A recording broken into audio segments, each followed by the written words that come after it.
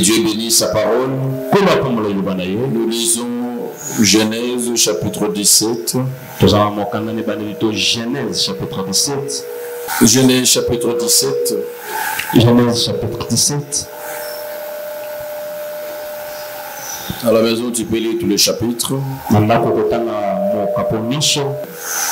Genèse chapitre 17. Genèse chapitre 17. Du premier au troisième verset, nous lisons au nom du Seigneur. Quand Abraham eut 99 ans, l'Éternel lui apparut et lui dit: Je suis le Dieu Tout-Puissant. Conduis ta vie sous mon regard et comporte-toi de manière irréprochable.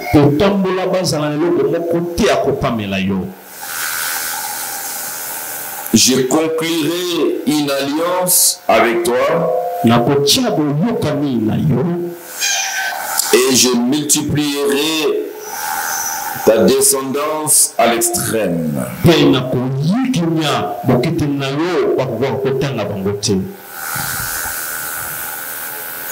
Je vais lire le même verset, je prends la version que vous avez, 8 secondes.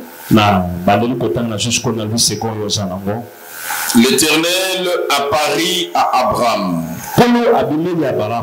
et lui dit: Je suis le Dieu Tout-Puissant. Marche devant ma face et sois intègre. J'établirai mon alliance entre moi et toi. Et je te multiplierai à l'infini. Nous acclamons pour la parole du Seigneur. Nous pouvons nous asseoir.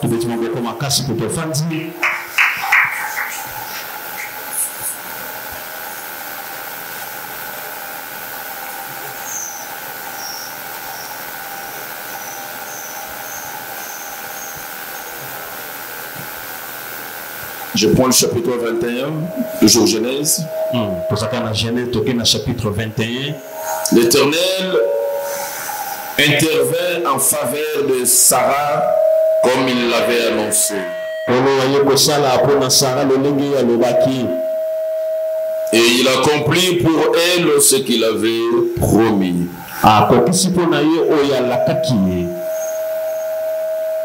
Elle devint enceinte. Sarah a commis un zémi. Et au temps promis par Dieu, elle donna un fils à Abraham.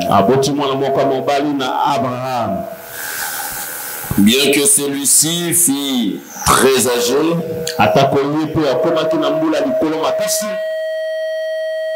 il appela ce fils qui lui était né de Sarah, Isaac. Qui veut dire Hilari. Il le circoncis à l'âge de 8 jours. Comme Dieu le lui avait ordonné. Abraham avait 100 ans au moment de la naissance d'Isaac.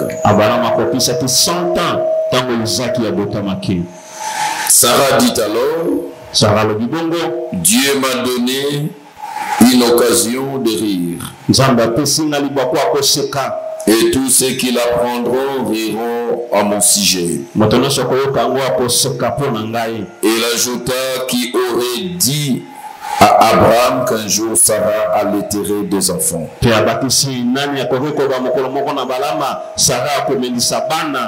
Et cependant, je lui ai donné un fils dans sa vieillesse. Nous acclamons pour la parole du Seigneur.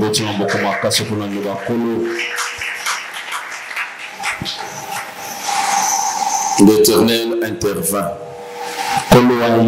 en faveur de Sarah, comme il l'avait annoncé. Et il accomplit pour elle ce qu'il avait promis. C'est ça le premier verset de Genèse 21. Dans la version du second, il est dit: l'Éternel s'est souvint de ce qu'il avait dit à Sarah, et l'Éternel accomplit pour Sarah ce qu'il avait promis. Je prie Dieu ce matin qu'il accomplisse dans la vie de quelqu'un ce que lui-même avait promis. Que Dieu accomplisse dans la vie de quelqu'un des choses pas que les hommes t'ont promis, mais je parle de choses que Dieu lui-même t'a promis. Bien aimé, c'est vrai, ça nous arrive de témoigner. Et quand nous témoignons, nous savons présenter les choses que Dieu a faites à notre faveur. Vous verrez, pour quelqu'un qui était malade, par exemple, il va dire que je souffrais du cancer, comme Dieu le fait ici dans notre ministère, et Dieu m'a guéri de ces cancers. Et vous savez, quand quelqu'un présente son témoignage, ça fait la joie à son cœur parce que Dieu l'a guéri. Et cela va stimuler quelqu'un qui pouvait se retrouver à peu près dans les mêmes circonstances, à espérer que ce panier de témoignages peut circuler aussi dans ses mains. Mais ce que je voudrais relever ici, très souvent quand nous témoignons, nous ne prenons pas le temps, malheureusement, d'expliquer le chemin parcouru. Et je pense que chaque fois que nous aurons à mettre en exergue le chemin parcouru pour y arriver, cela peut davantage motiver beaucoup de gens. Parce qu'au lieu de parler simplement du miracle qui est arrivé, de la solution qui est arrivée, mais il faut nous dire aussi que tu as fait 5 ans dans cette situation. Il faut nous dire aussi comment tu as vécu le haut et le bas avec cette situation. Il est très important et très édifiant quand nous arrivons à expliquer qu'à cause de ces problèmes, il m'est arrivé même de dire au Seigneur que je suis fatigué. Le témoignage que nous présente nous cache dans le chef du témoin ces nuits blanches. C'est le moment de désaccord qu'il a eu avec Dieu. Les temps d'abandon qui lui est arrivé. Et la trajectoire parfois d'abandonner qu'il a eu à prendre par moment. Ce parcours est édifiant, bien aimé dans le Seigneur. C'est comme cela. Aujourd'hui, même quand nous parlons de notre patriarche Abraham, mais il y a lieu de voir le parcours de cet homme pour comprendre, avant qu'il ne devienne Abraham, il était Abraham.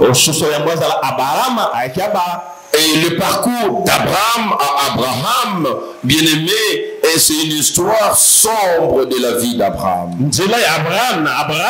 Et quand aujourd'hui on peut dire c'est notre patriarche, c'est le père de multitudes, c'est par lui que nous avons la bénédiction, ça c'est vrai, mais nous devons aussi prendre le temps à mettre à la face de tout le monde le parcours que cet homme a traversé.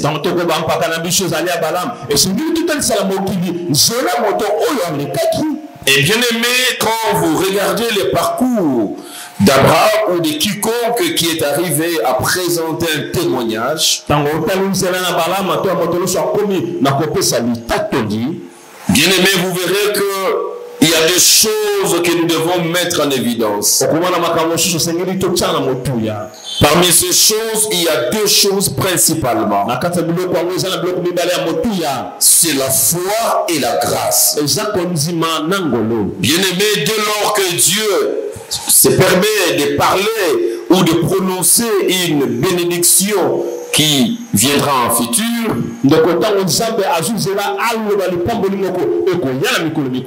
qui veut dire simplement une promesse, bien-aimé, du moment où Dieu a parlé et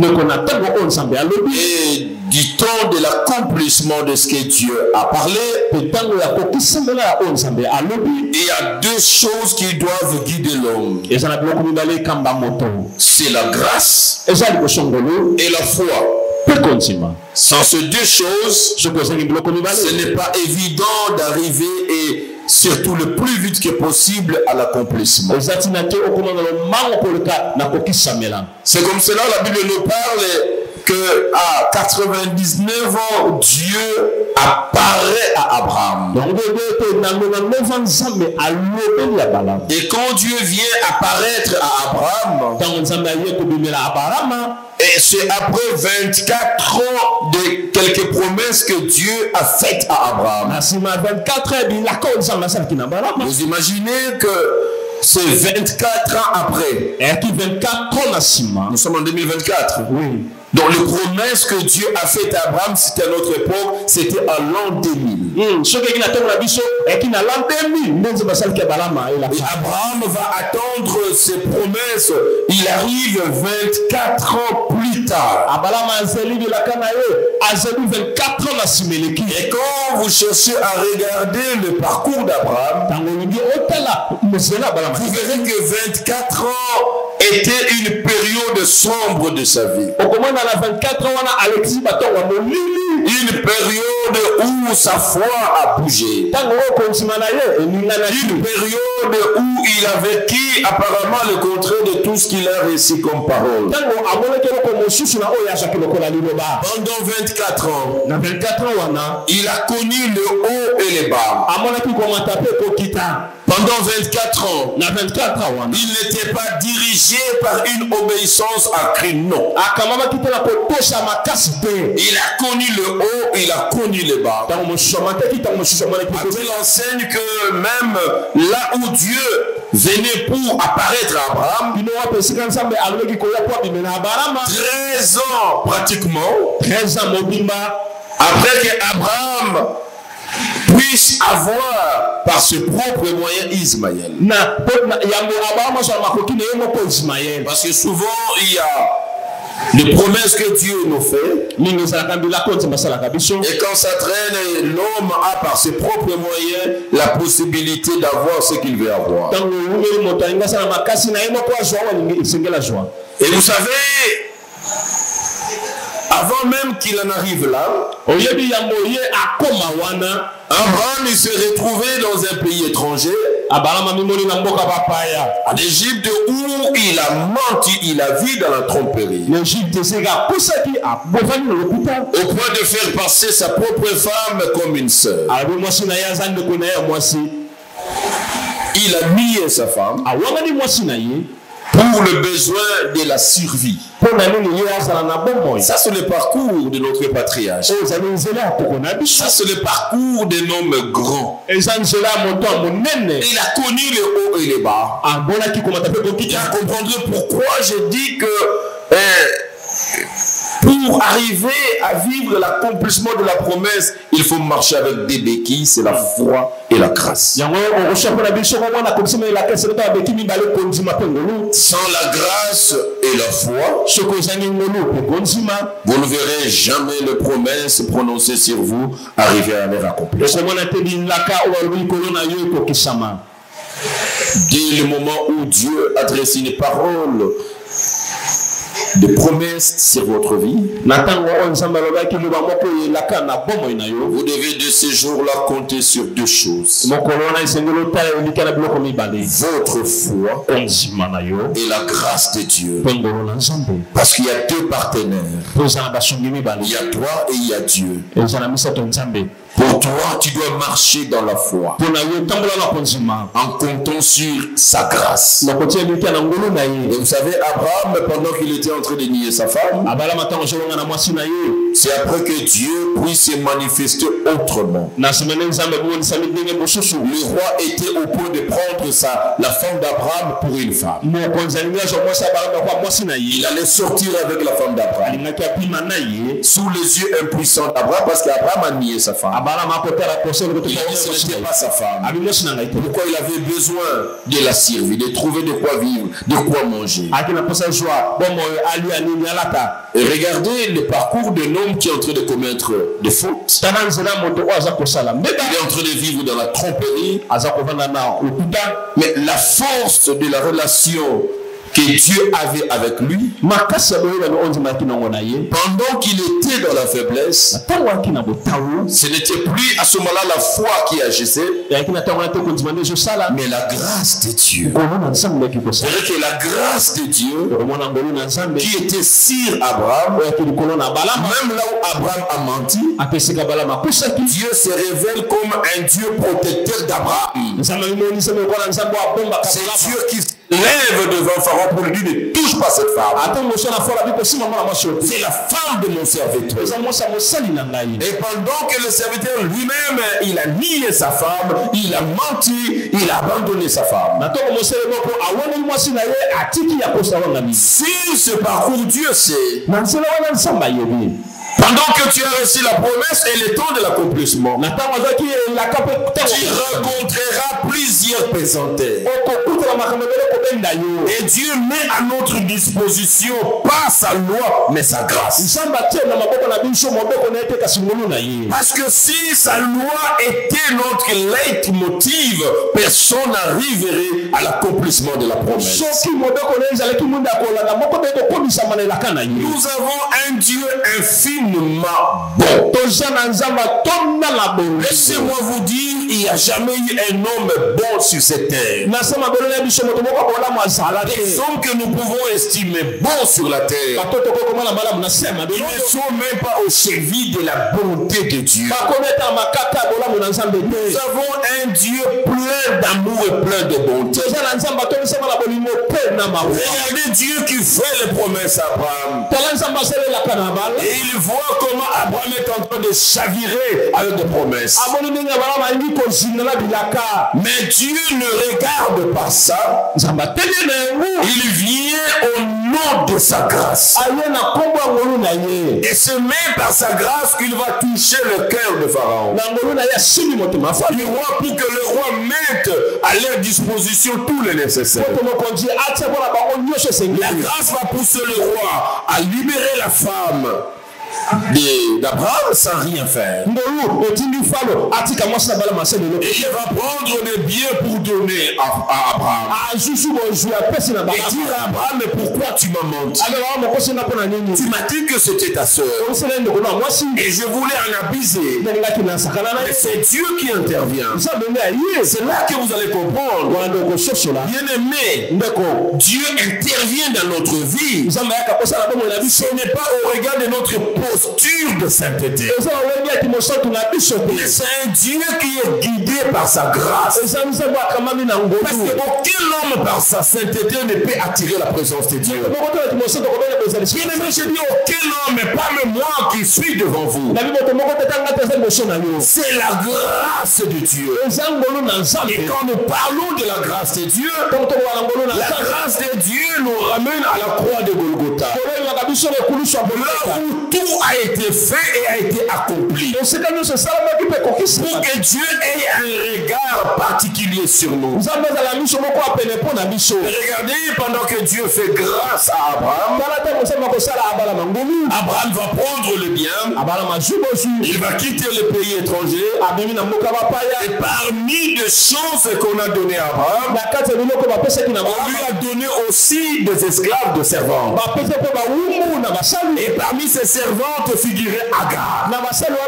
C'est comme cela qu'Abraham a eu Agar, et Agar se trouve dans la maison de Abraham. Et parce qu'il était en train d'attendre la promesse, bien aimé, ça n'a pas tenu 23 ans après. Et c'est même sa propre femme qui va parler avec lui. Pour dire s'il faut attendre les choses que Dieu a dites, nous ne savons pas quand cela va arriver. On risque de mourir comme ça. Et comme les hommes, nous aimons beaucoup les raccourcis.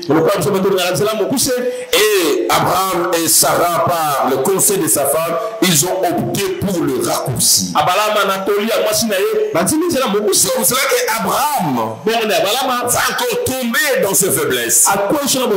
Il va prendre la servante. La servante de sa femme qui était esclave. On peut dire il a abusé d'autorité. Parce qu'il a usé de son influence sur une personne qui était faible. Il a pris Agar. Et avec Agar, ça n'a pas raté, il a eu Ismaël. C'est dans cet environnement, c'est dans ce contexte que nous venons de lire dans Genèse. Dieu va intervenir. Dieu vient au chapitre 17. À ce moment-là, ça faisait 24 ans. Après que Dieu ait donné la promesse. Et là déjà, Ismaël avait à peu près 13 ans. Dieu, la Bible dit, Dieu apparaît. Il apparaît à Abraham. Et Dieu vient juste pour faire sa présentation.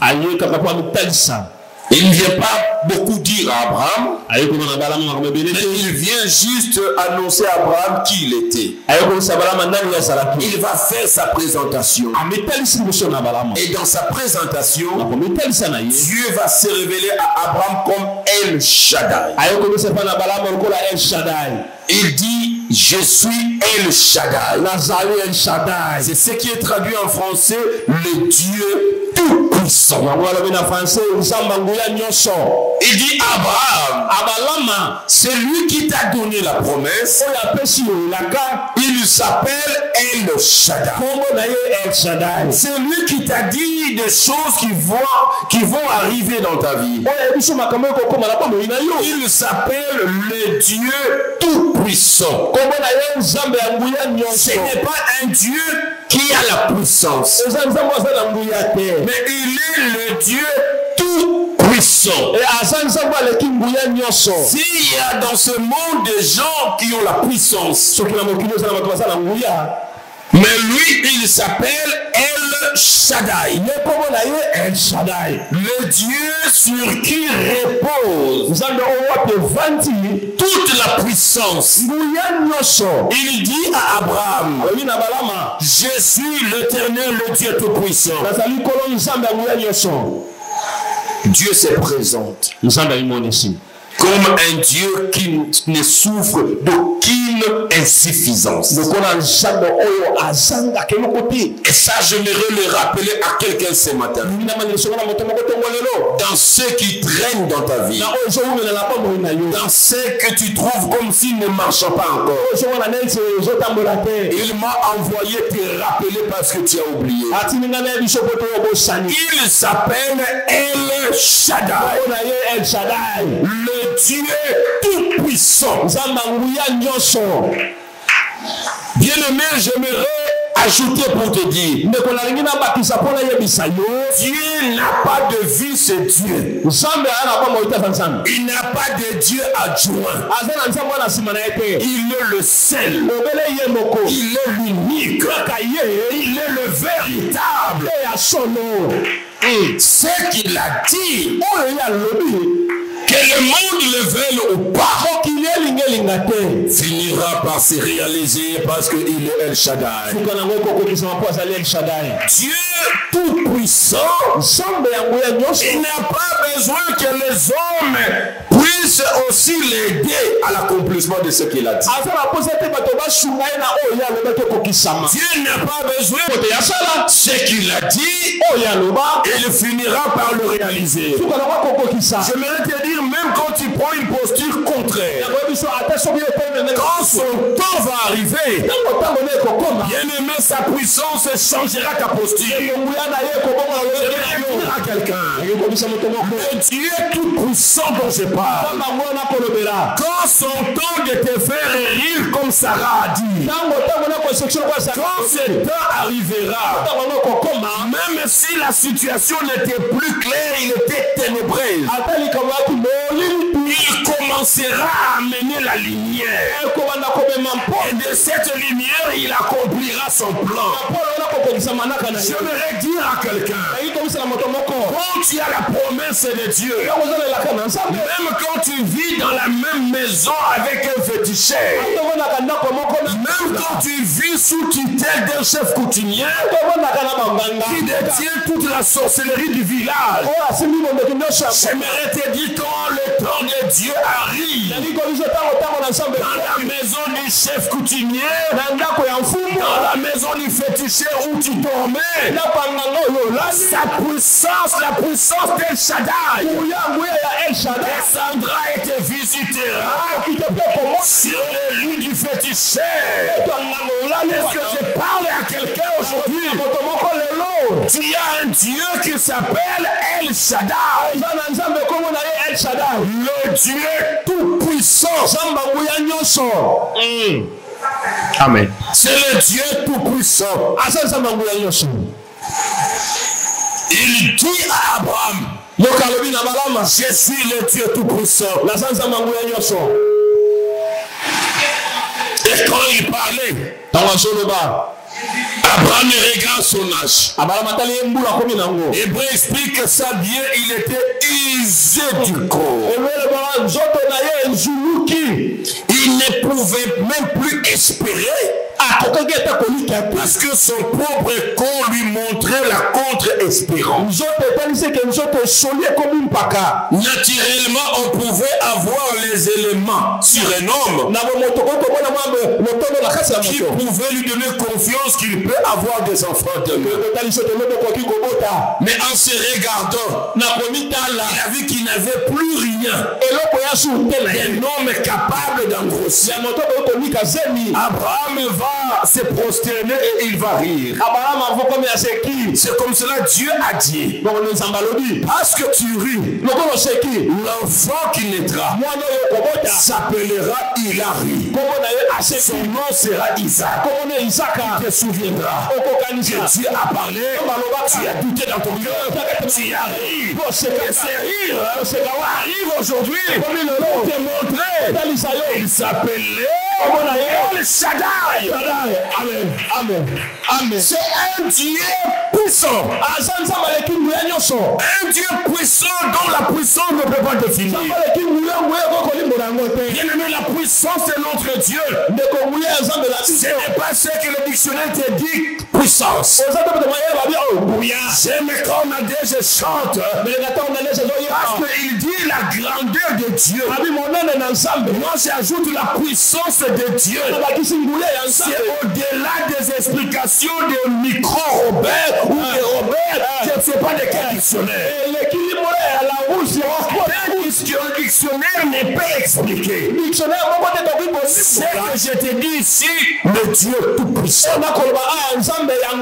Aucun mot ne peut expliquer la puissance de notre Dieu. La puissance puissance de notre Dieu. Le Dieu tout-puissant.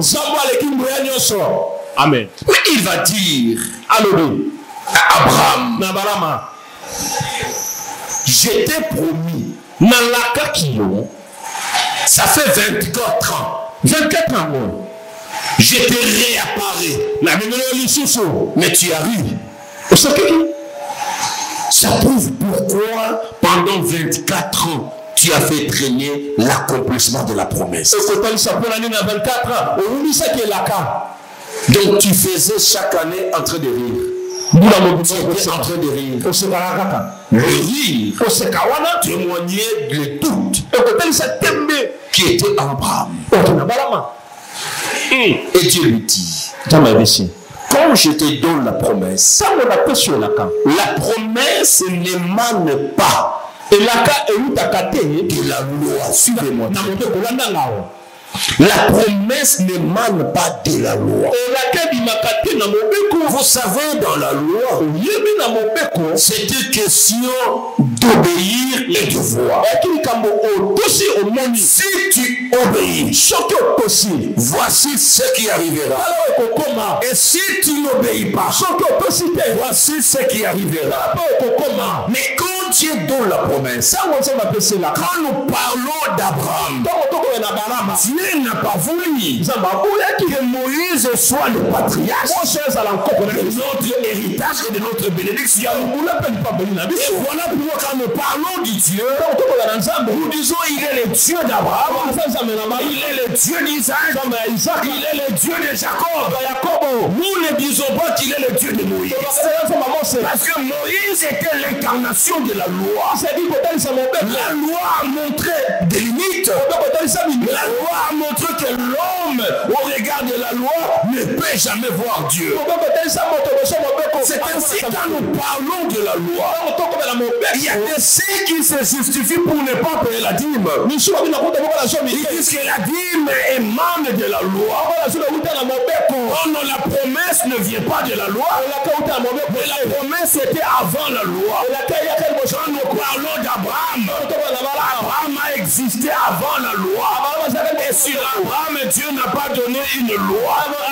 Sur Abraham, Dieu a donné des promesses. Heureusement pour Dieu, Dieu ne nous a pas identifiés comme des fils de Moïse. Parce qu'avec Moïse, il fallait vivre sous la loi. Mais Dieu a dit à Abraham, je te bénis. Et ta descendance, génération en génération, jusqu'à la fin du monde, et toutes les nations, tous les mondes, juifs et non juifs, ils seront identifiés à un seul père qui s'appelle Abraham. Et sur ce père, Dieu a donné la promesse. Et Dieu n'a pas donné la loi. Quelqu'un a écouté ce que je dis? Il a donné la promesse. Mais comment il faut se comporter quand il y a la promesse? Quand il y a la loi, il faut obéir. Parce que c'est le fruit, c'est l'œuvre de l'obéissance. C'est la loi qui te donne quelque chose. C'est comme cela que dans la loi, l'homme pouvait se vanter. L'homme pouvait s'enorgueillir. Pour dire que c'est le fruit de son œuvre qui lui donne ça. C'est le fruit de son œuvre. L'œuvre de l'obéissance pour le prix à payer de la désobéissance qui pouvait lui donner même le pardon du péché. Quelqu'un savait que je peux pécher? J'ai un pigeon à donner. Je peux pécher? J'ai un bélier à donner. Ça c'était la loi. Il fallait payer les péchés. Vous commettez les péchés, vous pouvez payer ces péchés par votre sacrifice. Mais Dieu, dans son plan, il appelle Abraham, il lui donne la promesse. De ces promesses, nous sommes les héritiers. L'héritage de la promesse de Dieu vient par Abraham. Mais Abraham va vivre 24 ans pratiquement. Il est en train de tourner à rond et la promesse ne se réalise pas. Et quand Dieu vient pour pousser Abraham à l'accomplissement de la promesse. Je veux que tu maîtrises ça bien. Parce que matin, Dieu vient te pousser aussi pour l'accomplissement de ce qu'il a promis sur ta vie. Et quand il vient, il se présente. Il dit à Abraham, si tu n'as pas su ce que je suis, quand nous nous sommes vus, quand je t'ai donné des promesses, Dieu s'est présenté. Il dit, je suis El Shaddai, le Dieu tout. Je ne suis pas le Dieu puissant.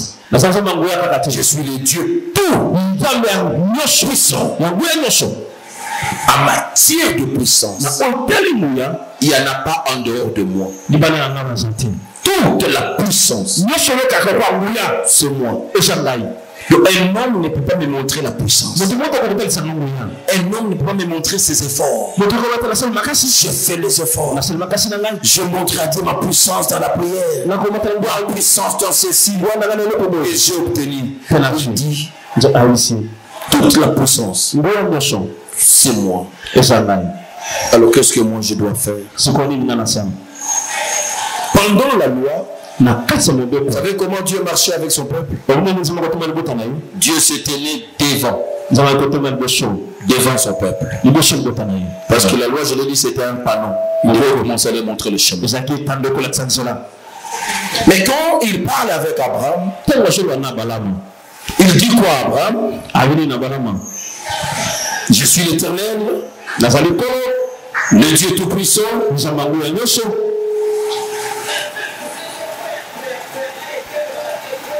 Marche devant ma face. Comment marcher pour vivre l'accomplissement de promesses? Dieu dit à l'homme, ne marche pas derrière moi, marche devant moi. Dans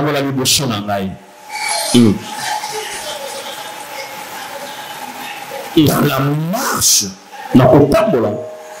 de la grâce et de la promesse de Dieu, nous ne marchons pas derrière Dieu. Nous ne sommes pas là, Dieu est devant, nous sommes derrière lui. Non. Vous savez pourquoi? Dieu le met devant parce que Dieu était passé déjà devant. Il a fait déjà la trajectoire avant nous. Ah, tu n'as pas compris.